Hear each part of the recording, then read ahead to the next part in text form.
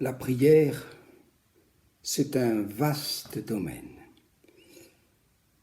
Et je crois que ce domaine de la prière est aussi vaste, et bien que le Seigneur lui-même, parler au Seigneur, on n'en a jamais fini. Et le Seigneur qui nous parle, on n'en a jamais non plus terminé. Et c'est pourquoi je vais tout simplement parler d'un aspect de la prière, c'est la prière inexaucée.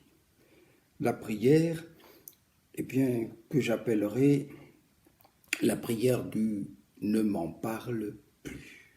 Ne m'en parle plus. C'est ce qui s'est passé pour Moïse.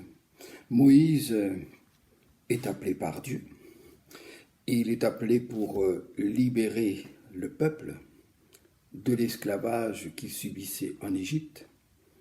Et il s'est passé, pour réaliser cela, quelque chose d'extraordinaire. C'est avec les 10 plaies d'Égypte, qui sont aussi étonnantes et incroyables les unes que les autres.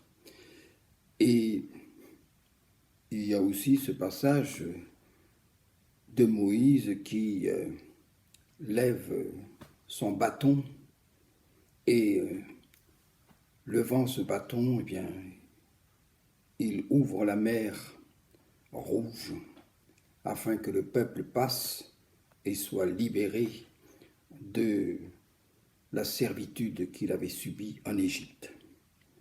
Alors, Moïse a été exaucé, il priait, il levait la main, il a été exaucé de multiples fois, et puis il avait une mission.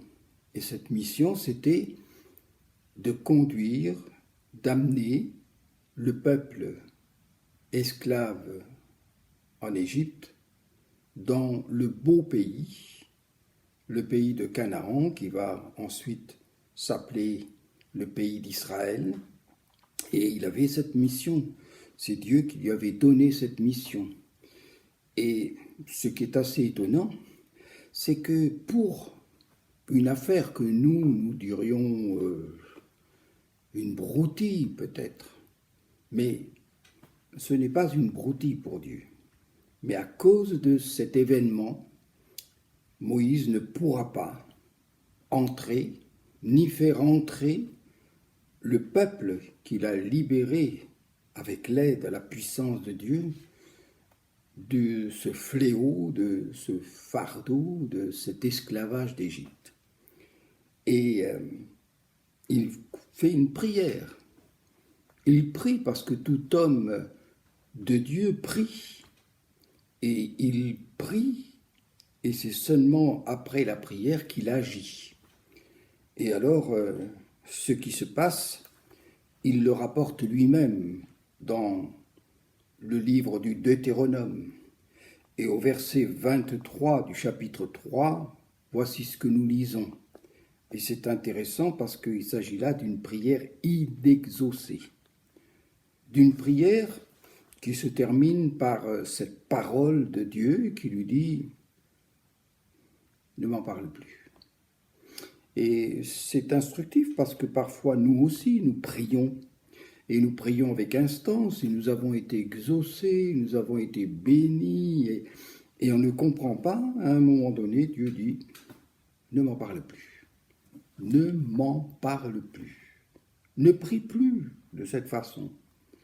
Et voici ce que nous lisons, je vais lire dans le chapitre 3 du livre du Deutéronome à partir du verset 23.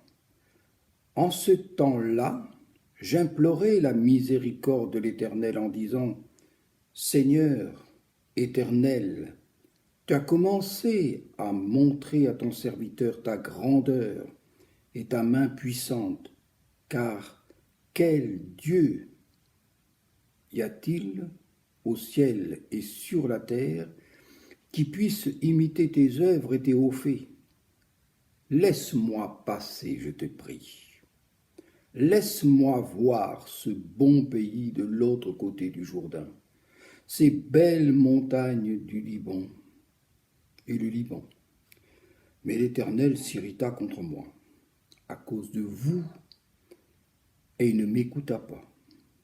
L'Éternel me dit, c'est assez. Ne me parle plus de cette affaire. Monte au sommet du Psiga, porte tes regards à l'Occident, au Nord, au Midi, à l'Orient, et contemple de tes yeux, car tu ne passeras pas ce Jourdain. Donne des ordres à Josué, fortifie-le et affermis-le, car c'est lui qui marchera devant ce peuple et qui le mettra en possession du pays que tu verras. C'est quand même assez extraordinaire, dans la mesure où c'est Moïse qui a été appelé pour faire entrer le peuple dans la terre promise, dans le pays qui s'appelle Canaan et qui s'appellera par la suite, à partir de l'entrée du peuple dans la terre promise, le pays d'Israël. Alors, on peut trouver cela assez injuste et dire, enfin Seigneur, tu m'as appelé, j'ai fait ce que tu m'as demandé, et puis pour une histoire où je me suis mis, en colère, ouais, c'était à Mériba, et on va le lire peut-être tout à l'heure, et là j'ai frappé 2 fois le rocher au lieu de lui parler.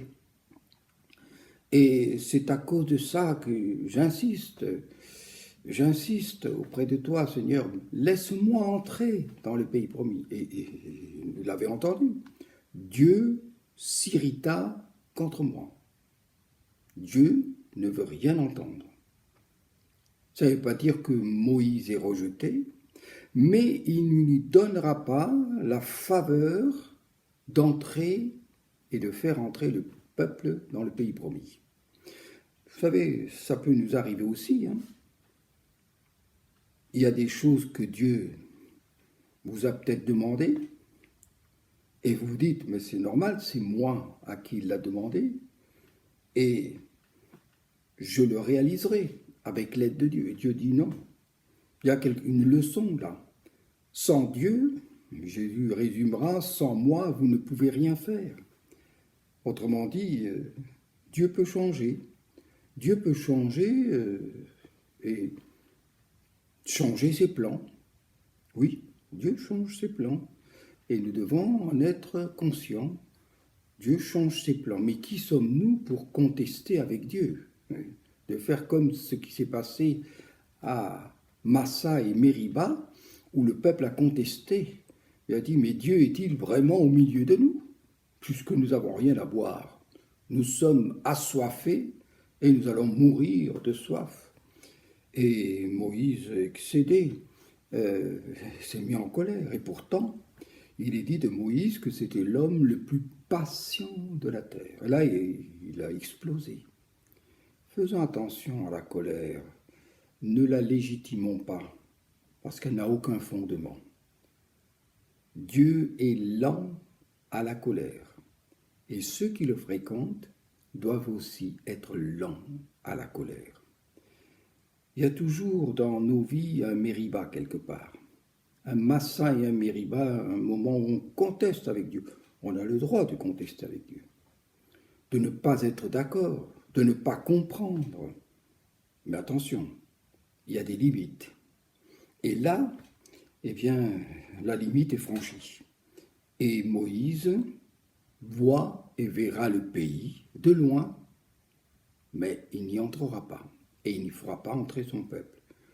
Moïse aurait pu désobéir, et ça c'est aussi quelque chose que Dieu marque et met devant nous en disant, voyons, je vais lui dire, ne me parle plus de cette affaire, et puis il dit, Dieu, tu peux toujours parler, mais moi je vais y aller. Eh bien Moïse obéit.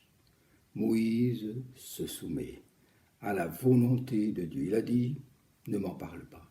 Et il y a des moments dans la vie de prière, c'est pareil. C'est pareil.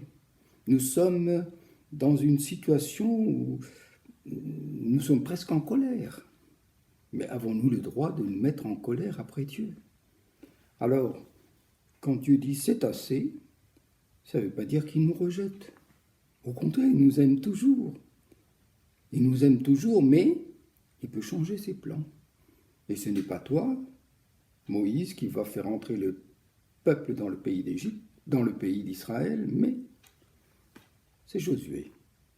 Et Moïse n'en est pas jaloux. Moïse accepte ce que Dieu lui dit. C'est aussi comme une indication pour nous à ne pas nous révolter contre Dieu et à ne pas crier « Dieu est injuste ». Dieu est juste.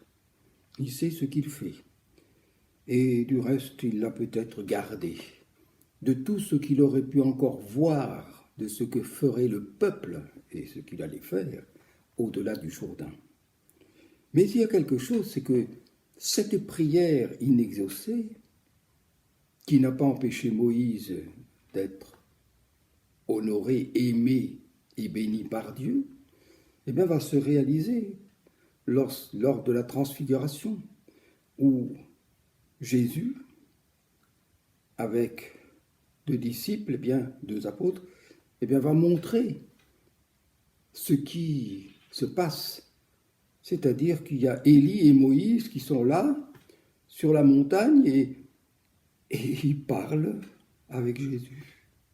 Et ils parlent même de ce qui va arriver à Jésus. La prière est exaucée, mais d'une autre façon. Et c'est ça qui est assez extraordinaire. Ne soyez pas désolés si votre prière n'est pas exaucée comme vous l'auriez souhaité, voulu. Elle sera exaucée, mais d'une toute autre manière. Que Dieu vous bénisse et vous donne de la foi dans l'amour de Dieu, d'accepter même quand il vous dit « ça suffit, ne me parle plus de cette affaire ».